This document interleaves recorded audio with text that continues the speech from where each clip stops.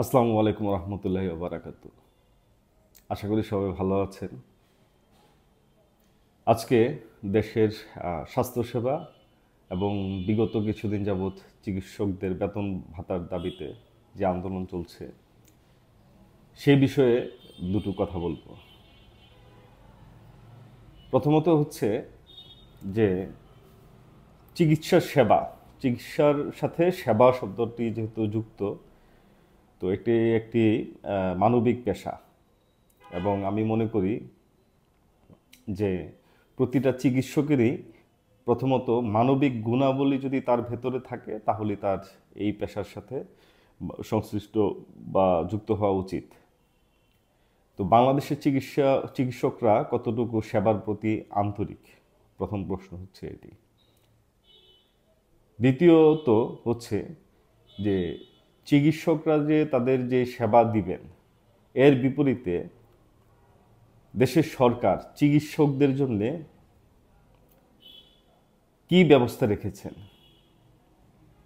বা যতটুকু বেতন ভাতা বা সুযোগ সুবিধা পাওয়ার দরকার চিকিৎসকরা কি সেই সুবিধা পাচ্ছেন কিনা, এই বিষয়গুলি নিয়ে একটু বিস্তারিত এবার একটু আলোচনা করি। আমি পড়াশোনা করে যতটুকু জেনেছি যে বাংলাদেশে রেজিস্টার্ড চিকিৎসক আছেন খুব সম্ভবত 1,20,000 থেকে 1,50,000 এর মধ্যেই, সঠিক সংখ্যাটা আমি এখন পর্যন্ত পাইনি। তো বাংলাদেশে প্রায় 18-20 কোটি জনসংখ্যার দেশে পর্যাপ্ত পরিমাণে চিকিৎসক নেই। দেশে সরকারি মেডিকেল কলেজ 31টি এবং 69টি বেসরকারি মেডিকেল কলেজ, সব মিলে 100টার মতো সরকারি বেসরকারি মেডিকেল কলেজ রয়েছে। তো বিগত 5 বছরে দেখা গেছে যে প্রতি বছর 5,000 করে যদি ডাক্তার বের হয়, গত 5 বছর 25,000 ডাক্তার বের হয়েছে। তো যে পরিমাণ ডাক্তার বের হচ্ছে প্রতি বছরে বা দেশে যে পরিমাণ ডাক্তার আছে তা কি পর্যাপ্ত? আসলে একেবারেই পর্যাপ্ত না। সেক্ষেত্রে চিকিৎসা সেবার বেশ কিছু প্রতিবন্ধকতা রয়েছে, যেমন ডাক্তাররা গ্রামে যেতে চায় না, শহর কেন্দ্রিক। আমাদের শুধু ঢাকা বিভাগেই প্রায় 93,000 চিকিৎসক ঢাকা বিভাগেই চিকিৎসা সেবা দেয়, আর বাকি যে 40-50 হাজার ডাক্তার আছেন ওনারা বাংলাদেশের অন্যান্য বিভাগীয় শহর এসব জায়গায় চিকিৎসা সেবা দিয়ে থাকেন। গ্রামে মাত্র হয়তো বা সারা বাংলাদেশের গ্রামে হয়তো বা গ্রামে গঞ্জে বা উপজেলা বা মফস্বল শহরগুলিতে আপনার সর্বসাকুল্যে 30,000 ডাক্তার হয়তো বা আছে। তো ডাক্তাররা ঢাকা কেন্দ্রিক কেন? ঢাকা কেন্দ্রিক হওয়ার কারণটা হচ্ছে ঢাকাতে সুযোগ সুবিধা বেশি, বা অন্যান্য যে বিভাগীয় শহরগুলি আছে ডাক্তাররা সুযোগ সুবিধা পেয়ে থাকেন বেশ কিছু। আমাদের দেশে এখনো আমরা চিকিৎসকদেরকে কেন সেই সুযোগ সুবিধা দিতে পারছি না, যে সুযোগ সুবিধার কারণে চিকিৎসকরা নিজে থেকেই গ্রামে বা উপজেলা মফস্বল শহরগুলিতে যাবেন এবং চিকিৎসা সেবা দিবেন। দেখেন, ইউরোপ এবং আমেরিকাতে ডাক্তার এবং শিক্ষক এই দুইটা পেশার উপরে সবচেয়ে বেশি সরকারের ব্যয় ধরা হয়। সেক্ষেত্রে আমাদের দেশে চিকিৎসক এবং হচ্ছে শিক্ষকতা পেশা, এই পেশাটার প্রতি আমাদের সরকারের কেন যেন একটা অনীহা সবসময় ছিল। একটা বেসরকারি মেডিকেল কলেজ থেকে বর্তমানে একটা ছাত্র বের হয়ে আসতে হলে তার কমপক্ষে 20 লক্ষ টাকা তার খরচ হয়। তো একটা ছাত্র বা ছাত্রী একটা বেসরকারি মেডিকেল কলেজ যখন পড়াশোনা ভর্তি হয় তখন তার একটা স্বপ্ন থাকে সে বের হয়ে একজন ডাক্তার তার পাড়া প্রতিবেশী, আত্মীয় স্বজন সবার একটা এক্সপেকটেশন থাকে যে একজন ডাক্তার সে তার পরিবারের হাল ধরবে। কিন্তু খুবই দুঃখের বিষয় যে 5 বছর, কোনো কোনো ক্ষেত্রে 6 বছর বা 7 বছরও লাগে একটা মেডিকেল স্টুডেন্টের ফাইনাল প্রপ দিয়ে বের হতে। সেক্ষেত্রে পাশ করে একটা ডাক্তারের বেতন হয় হচ্ছে 20,000, কোনো কোনো ক্ষেত্রে আমি শুনেছি 15,000 টাকায় পাশ করার পরে জয়েন করে। এটা আসলে খুবই দুর্ভাগ্যজনক। এই 15-20 হাজার টাকা দিয়ে বর্তমানে একটা ডাক্তার আসলে কি করবে, তার ফ্যামিলিতে তার কন্ট্রিবিউশনটা কি থাকবে? একটা ডাক্তারের পিছনে যেই এক্সপেকটেশন একটা ফ্যামিলির, সেই এক্সপেকটেশন অনুযায়ী কিন্তু সে কিন্তু সার্ভ করতে পারতেছে না। তো একটা ডাক্তারের যদি মানসিক শান্তি যদি নাই থাকে, সে একজন পেশেন্টের কি চিকিৎসা সেবা কিভাবে দিবে, সেটা কিন্তু একটা প্রশ্ন থেকে থাকে। পাশাপাশি যেসব ডাক্তাররা সমাজে একটু ভালো অবস্থানে আছেন বা একটু সিনিয়র কনসালটেন্ট লেভেলে যারা যেসব ডাক্তার রয়েছেন, বাংলাদেশের চিকিৎসা সেবা বা চিকিৎসার খাতটা ধ্বংস করার পিছনে বহুজাতিক ওষুধ কোম্পানিগুলি এবং দেশীয় কিছু ওষুধ কোম্পানিগুলি খুব ভালোভাবে আমি মনে করি যে দায়ী। এই দায়ভার ওনাদেরও উপর বর্তায় বেশিরভাগ। কারণ ডাক্তারদের যে নীতি নৈতিকতা, সেই নীতি নৈতিকতাটা ওষুধ কোম্পানির যে উপঢৌকন, সেই উপঢৌকনের নিচে তাদের মানবিকতা চাপা পড়ে থাকে। তো বাংলাদেশে বিশ্ব স্বাস্থ্য সংস্থার মতে দেখা যায় যে আপনার 1,000 লোকের জন্য 2জন করে ডাক্তার দরকার। সেক্ষেত্রে বাংলাদেশে একজন ডাক্তারের পিছনে 3জন করে ওষুধ কোম্পানির রিপ্রেজেন্টেটিভ থাকে। অবস্থা বোঝেন তাহলে কি একটা কঠিন পরিস্থিতির মধ্যে আমরা আছি। দেশের যে খাদ্যাভ্যাস, আমাদের দেশের যে যান্ত্রিকতা, শহুরে যান্ত্রিকতা, এসব কারণে দেশে কিডনি রোগ, হৃদরোগ, আরও নানান ব্যাধি দিন দিন মানুষ আমরা এই ব্যাধির দ্বারা আক্রান্ত হচ্ছি। সেই তুলনায় আমাদের পর্যাপ্ত পরিমাণে ডাক্তার নেই। স্বল্প সংখ্যক যেই ডাক্তার রয়েছে তাদের জন্য সরকার বা আমরা আসলে কি করতে পেরেছি?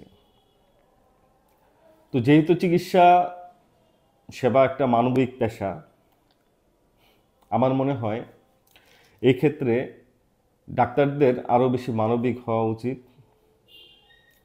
এবং পাশাপাশি ডাক্তারদের প্রতিও দেশের সরকার এবং জনগণের সেই সহানুভূতিটা থাকা উচিত। দেশে ডাক্তারদের জন্য পর্যাপ্ত পরিমাণে ট্রেনিং সুবিধা, সেই সুবিধা কি রয়েছে? একটা ডাক্তার একটা ইউনিয়ন পরিষদে যে চিকিৎসা সেবা দিবে, তার জন্য ইউনিয়ন পরিষদে আসলে কি ব্যবস্থা রেখেছি আমরা? তার থাকার রেকমেন্ডেশন কি? অবকাঠামোগত কি ব্যবস্থা রেখেছি? আবাসিক কোনো ব্যবস্থা আছে?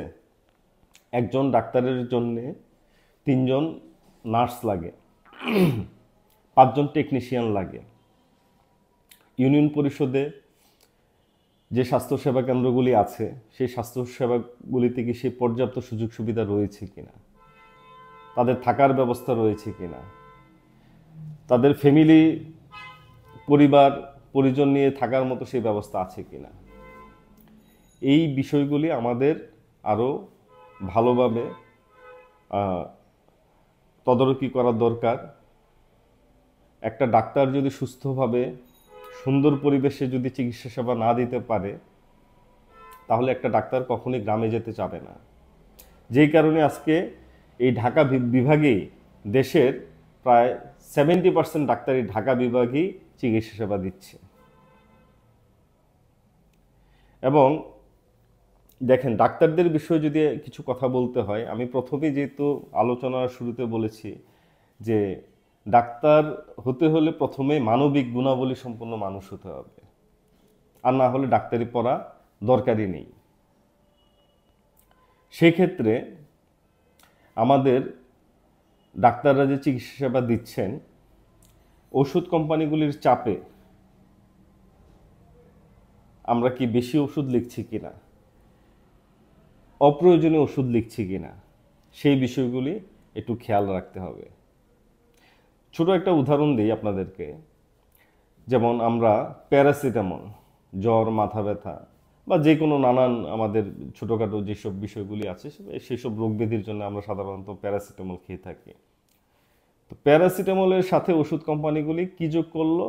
নাপা এক্সট্রা, এইস, এই নানান কিছু এক্সট্রা হিসেবে যোগ করলো।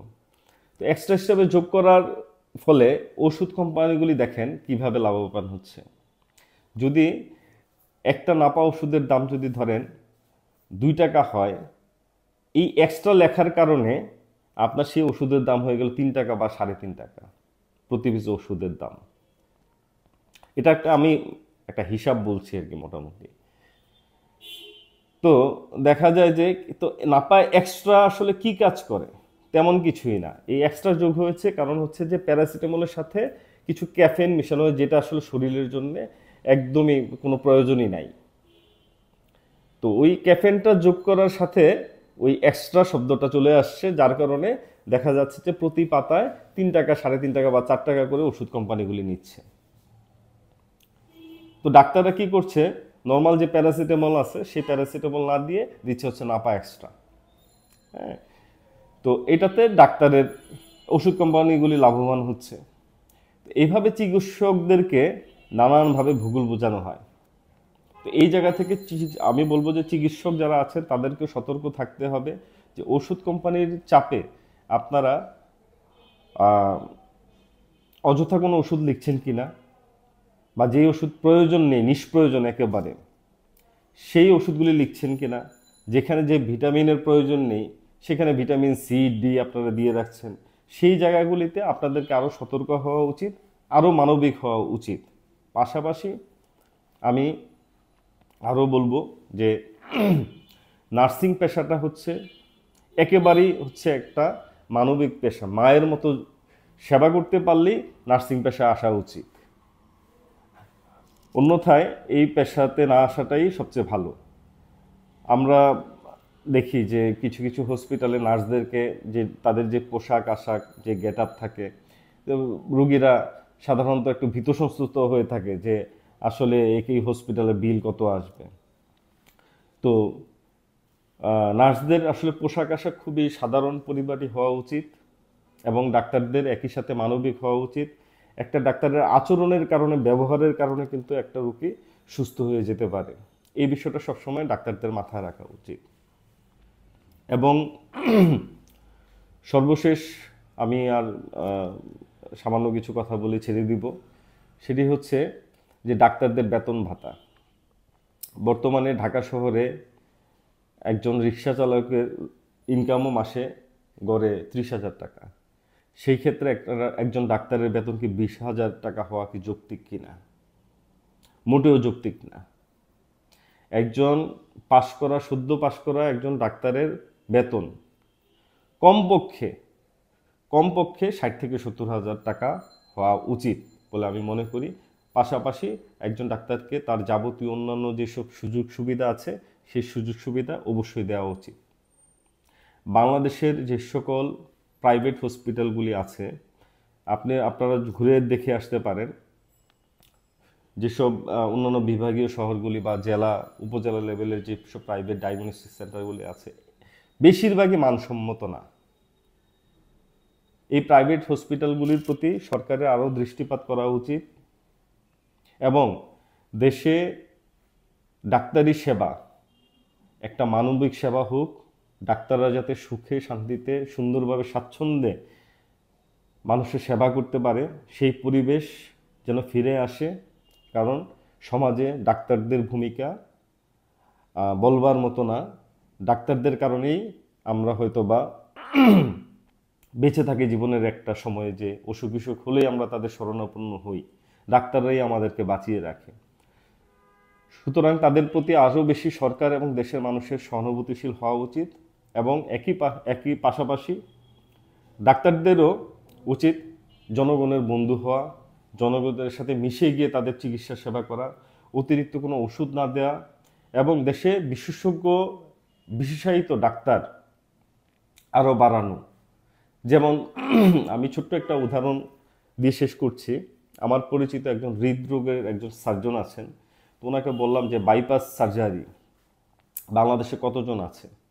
হিসাব করে দেখা গেল যে খুব বেশি হলে আপনার 10 থেকে 15 জন খুব ভালো বাইপাস সার্জারি করান হার্টের। তো আমি বললাম যে তাহলে আপনারা এটা সংখ্যা বাড়াচ্ছেন না কেন? না বাড়ানোর কারণ হিসেবে উনি যেটা বললেন যে দেশে যারা তরুণ মেধাবী ডাক্তার আছে অনেকে হয়তোবা ভয়ের কারণে আসেন না, অনেকে ভাবে যে এটা খুব জটিল একটা প্রক্রিয়া, আমি এটাতে যাব না। দেশে আপনার এখন হৃদরোগীর সংখ্যা বছরে বছরে বাড়ছে। সেই ক্ষেত্রে এইসব জায়গাগুলিতে কিডনি প্রতিস্থাপন খুব সহজ একটা প্রক্রিয়া, কিন্তু আমরা জিনিসটাকে ভয় পাই। তো এই জায়গাগুলিতে আরও বেশি মানুষকে সচেতন করা উচিত। বিশেষ করে তরুণ যারা ডাক্তার আছে তাদেরকে আরও বেশি উৎসাহিত করা উচিত এইসব সেক্টরে, যাতে তারা নিজ থেকে যেন চিকিৎসা সেবা দিতে আসেন এবং উচ্চতর পড়াশোনা যেন করেন। তো আমি বলবো যে সর্বোপরি ডাক্তাররা এখন যে আন্দোলনটা করছেন, এই আন্দোলনটা যেন বিলম্বিত না হয়। দেশের সরকার তাদের সকল দাবি দাওয়া মেনে নিক এবং তারা যাতে স্বাচ্ছন্দ্যে জনগণের জন্য চিকিৎসা সেবা দিতে পারেন এবং মানবিক ডাক্তার হিসেবে আমাদের সেবা দেন, আমরা সেই আশাই করব। সবার জন্য শুভকামনা। সকল ডাক্তারদের প্রতি আমার মন থেকে ভালোবাসা এবং শ্রদ্ধা। সবাই ভালো থাকবেন, সুস্থ থাকবেন। আল্লাহ হাফেজ। আসসালামু আলাইকুম।